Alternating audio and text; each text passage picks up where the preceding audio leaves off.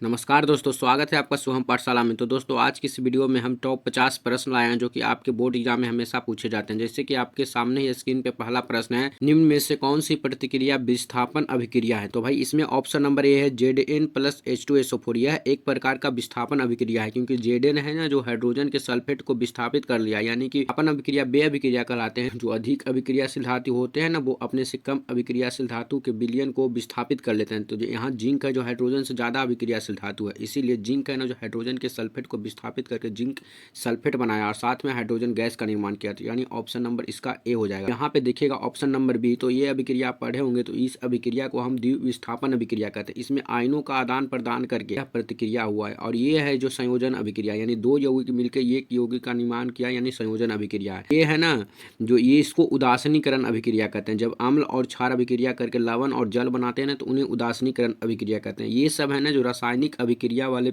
Chapter number first के आपकी science का क्वेश्चन है।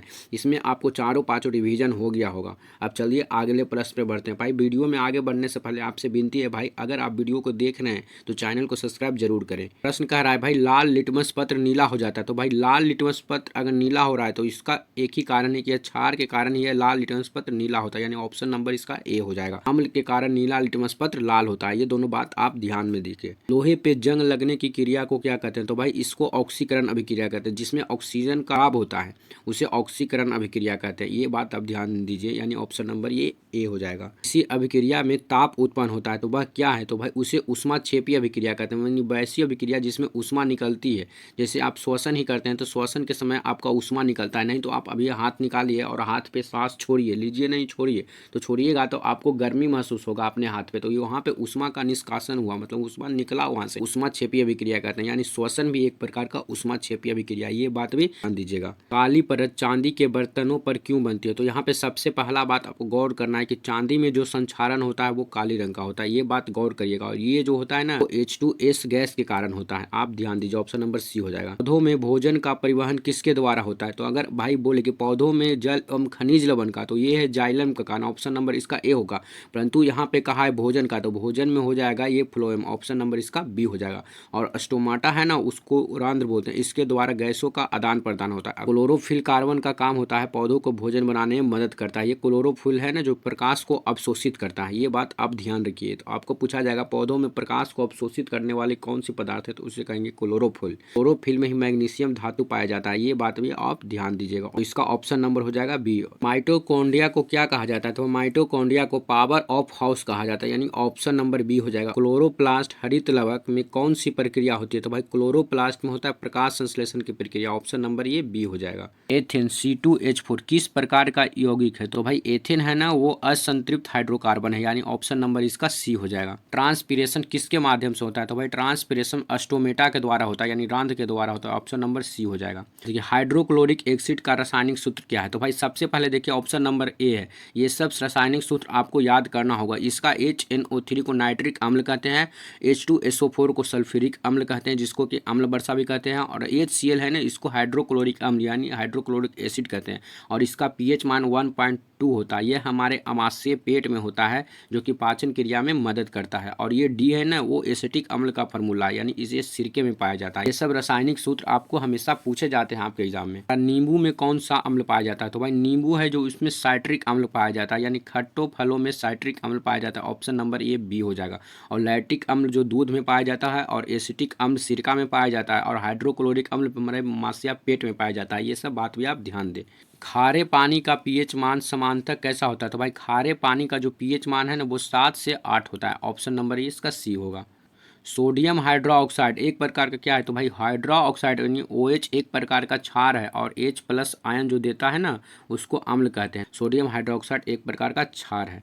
अब देखिए 15 कह रहा है बेकिंग पाउडर का प्रमुख घटक क्या है। तो भाई बेकिंग पाउडर जिसको NaHCO3 सोडियम बाइकार्बोनेट भी इसको कहते हैं, ये खाने वाला सोडा होता है, इसको बेकिंग पाउडर कहते हैं। इसका ऑप्शन नंबर बी हो जाएगा। अम्ल वर्षा किस गैस की वजह से होता है। तो भाई कहे ना अम्ल वर्षा को कहते हैं सल्फ्यूरिक अम्ल, और यह है जो सल्फर डाइऑक्साइड गैस के कारण होता है कि सल्फर डाइऑक्साइड ही जल के साथ जब अभिक्रिया करता है H2A के साथ अभिक्रिया करके यह बनाता है H2SO4, और इसी को कहते हैं सल्फ्यूरिक अम्ल। दांतों की कैविटी किसके कारण होती है। तो भाई दांतों की कैविटी है ना वो अम्ल के कारण होती है, ऑप्शन नंबर बी हो जाएगा इसका। अम्ल और क्षार की क्रिया से कौन बनता है? तो भाई अम्ल और क्षार की क्रिया से लवण और जल बनता है। आपको अभी ही बताएं, जो कि प्रश्न नंबर 1 के ऑप्शन नंबर डी में यह अभिक्रिया है। आप जाके देख भी सकते हैं पीछे जाके। नीले लिटमस को लाल कर देने वाला पदार्थ अम्ल होता है। नीले लिटमस को लाल करता है अम्ल और लाल लिटमस को नीला करता है क्षार। ये दोनों बात आप ध्यान रखिए। और एक बात और ध्यान दीजिए कि धातु अम्ल के साथ अभिक्रिया करके हाइड्रोजन गैस उत्पन्न करती है। ये प्रश्न हमेशा भी आई प्रश्न कि धातु अम्ल के साथ अभिक्रिया करके क्या बनाता है? तो यह हाइड्रोजन गैस बनाता है। तांबे पर नीली परत किसके कारण बनती है? तो भाई तांबा पे जो संक्षारण होता है वो हरे रंग का होता है, परंतु तांबे पर जो नीली परत है ना वो CuSO4 के कारण होता है। इसे कॉपर सल्फेट भी कहते हैं, जो कि CuSO4 7H2O होता है, उसको हरा कशिश कहते हैं जब इस पे संक्षारण होता है। परंतु नीली परत होता है ना, ये होता है CuSO4 5H2O, जिसको नीला थोथा भी कहते हैं। ये बात आप ध्यान रखें। मानव शरीर में सबसे बड़ी ग्रंथि कौन है? तो भाई मानव शरीर की सबसे बड़ी ग्रंथि इसको यकृत को कहते हैं। परंतु अगर आपसे पूछे कि मानव शरीर की सबसे बड़ी अंतःस्रावी ग्रंथि, तो वह है थायराइड। आपको ध्यान में दिख रहा है, अंतःस्रावी ग्रंथि में थायराइड होगा और सबसे बड़ी ग्रंथि में यकृत होगा। पाचन की शुरुआत कहाँ से होती है? तो पाचन की शुरुआत जो होती है ना वो मुंह से होती है, और पाचन क्रिया संपूर्ण रूप से छोटी आंत में होती है। रुधिर में ऑक्सीजन किसके द्वारा ले जाया जाता है? तो भाई रुधिर में ऑक्सीजन है ना वो हीमोग्लोबिन के कारण ले जाया जाता है, और इसके कारण ही इसका रंग लाल होता है। ऑप्शन नंबर बी होगा इसका। पौधों में जल का परिवहन, तो भाई दो बात आप याद रखिए कि भाई पौधों में जल का परिवहन जाइलम करेगा और भोज्य पदार्थ का परिवहन फ्लोएम कहते हैं। और साइटोकाइनिन एक हार्मोन है जो कि पौधों में कोशिका विभाजन को नियंत्रित करता है। ये बात भी आप ध्यान दें और नोट दें, क्योंकि ये प्रश्न आपके बार बार एग्जाम में पूछे गए थे कि श्वसन किस प्रकार की प्रक्रिया है? तो भाई अभी बताए ना, श्वसन एक उष्माक्षेपी अभिक्रिया है, परंतु यहाँ पे कह रहा है किस प्रकार की प्रक्रिया है। यह एक जैव रासायनिक प्रक्रिया, यानी ऑप्शन नंबर ये बी हो जाएगा। मनुष्य में गैसों का आदान प्रदान होता है। तो भाई मनुष्य में गैसों का आदान प्रदान फेफड़ों के एल्वियोलाई में होता है, यानी ऑप्शन नंबर बी हो जाएगा। अमीबा भोजन को किस विधि से ग्रहण करता है? तो भाई अमीबा भोजन को फेगोसाइटिस विधि से ग्रहण करता है। ना कहने का मतलब है जैसे ऐसे ऐसे करके अमीबा है, और अगर यहाँ पे इसको भोजन दिखा है ना, तो ये क्या कहता है ना, यहाँ से अपना भाग निकाल लेता है, और निकाल के इसको चारों ओर से इसको घेर कर और अपने अंदर ले लेता है। और जब ये पूरे भोजन को अपने अंदर ले लेता है और इसमें से जो पचाने वाला भाग रहता है ना उसको पचाता है, और जो नहीं पचता है भाग उसको वैसे ही छोड़ देता है। इस विधि को हम फेगोसाइटोसिस विधि कहते हैं। मानव हृदय में कुल कितने चेंबर होते हैं? तो भाई मानव हृदय में है ना जो कुल 4 चेंबर होते हैं। इसका ऑप्शन नंबर 4 होगा, जो कि इस ऑप्शन में नहीं है। ये ऑप्शन इसका गलत है, पर इसका सही आंसर होगा 4। मूत्र किस अंग के द्वारा बनता है? तो भाई मूत्र है ना वो वृक्क के द्वारा बनता है, और इसके वृक्क के बारे में बता दें कि वृक्क एक उत्सर्जी अंग है, और वृक्क में ही रक्त का शुद्धिकरण होता है। ये तीनों बात आप ध्यान दें। पत्तियों में भोजन संश्लेषण प्रक्रिया को क्या कहते हैं? तो भाई पत्तियों में भोजन संश्लेषण की प्रक्रिया को हम प्रकाश संश्लेषण कहते हैं। ऑप्शन नंबर ए हो जाएगा। और ये बात और ध्यान दें कि पौधे केवल प्रकाश संश्लेषण केवल दिन में ही करते हैं, न कि रात में। केवल दिन में ही प्रकाश संश्लेषण की क्रिया होती है। धारा की इकाई क्या होती है? तो भाई धारा की इकाई एम्पियर को कहते हैं। इसका ऑप्शन नंबर ए हो जाएगा। अब विद्युत विभव की इकाई क्या है? तो भाई विद्युत विभव की इकाई वोल्ट है। ऑप्शन नंबर इसका बी हो जाएगा। विद्युत धारा मापने के लिए कौन सा यंत्र का प्रयोग होता है? तो भाई विद्युत धारा मापने के लिए एमीटर यंत्र का प्रयोग होता है। ऑप्शन नंबर इसका ए हो जाएगा। प्रतिरोध का एसआई मात्रक, तो भाई प्रतिरोध का एसआई मात्रक ओम होता है। ऑप्शन नंबर ये ए हो जाएगा। अब देखते हैं ओम का नियम बताता है, तो V = IR। ऑप्शन नंबर इसका बी हो जाएगा भाई। V = IR ओम के नियम बताता है। ये VVI प्रश्न जो कि 5 नंबर में आता है, V = IR को सिद्ध कर रहे। ये प्रश्न आप बना के ही बोर्ड एग्जाम में जाइएगा। चुंबकीय क्षेत्र की दिशा को बताने के लिए कौन सा नियम का प्रयोग होता है? तो भाई चुंबकीय क्षेत्र की दिशा को बताने के लिए दायां हाथ के नियम को प्रयोग होता है। ऑप्शन नंबर इसका ए हो जाएगा। एक विद्युत मोटर किस सिद्धांत पर कार्य करता है? तो भाई विद्युत मोटर है ना वो विद्युत चुंबकीय प्रेरण पर काम करता है, यानी ऑप्शन नंबर इसका ए हो जाएगा। विद्युत फ्यूज किस पदार्थ का बना होता है? तो भाई विद्युत फ्यूज है ना वो टीना और सीसा का मिश्र धातु का बना होता है, जिसका गलनांक बहुत ही कम होता है। जब उच्च धारा प्रभावित होता है ना तो ये गल जाता है। परिपथ में विद्युत धारा रुकती है, फ्यूज जल जाए या स्विच ऑन हो, लाइट जले, ताप बढ़े। अब जब यह फ्यूज जल जाता है ना तब विद्युत परिपथ में विद्युत धारा रुक जाती है, यानी ऑप्शन नंबर इसका ए हो जाएगा। अस्थायी चुंबक किससे बना होता है? तो भाई अस्थायी चुंबक है ना वो स्टील का बना होता है। ऑप्शन नंबर सी हो जाए।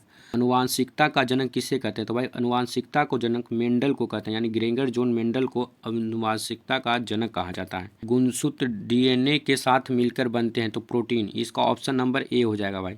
इंसान में लिंग निर्धारण कौन निर्धारित करता है? तो भाई ये वीवीआई प्रश्न है, जो कि इसका ऑप्शन नंबर बी हो जाएगा, यानी पुरुष ही यह निर्धारित करेगा कि बेटा होगा या बेटी होगा। ये बात आप ध्यान रखिए, ये आपके पिताजी पे निर्भर करता है कि आप बेटा होंगे या बेटी होंगे। रिफ्लेक्स क्रिया नियंत्रित होती है, तो ये होती है मेरु रज्जु के द्वारा, यानी ऑप्शन नंबर ए हो जाएगा। ये तंत्रिका तंत्र की इकाई क्या है? तो भाई तंत्रिका तंत्र की इकाई है ये न्यूरॉन है।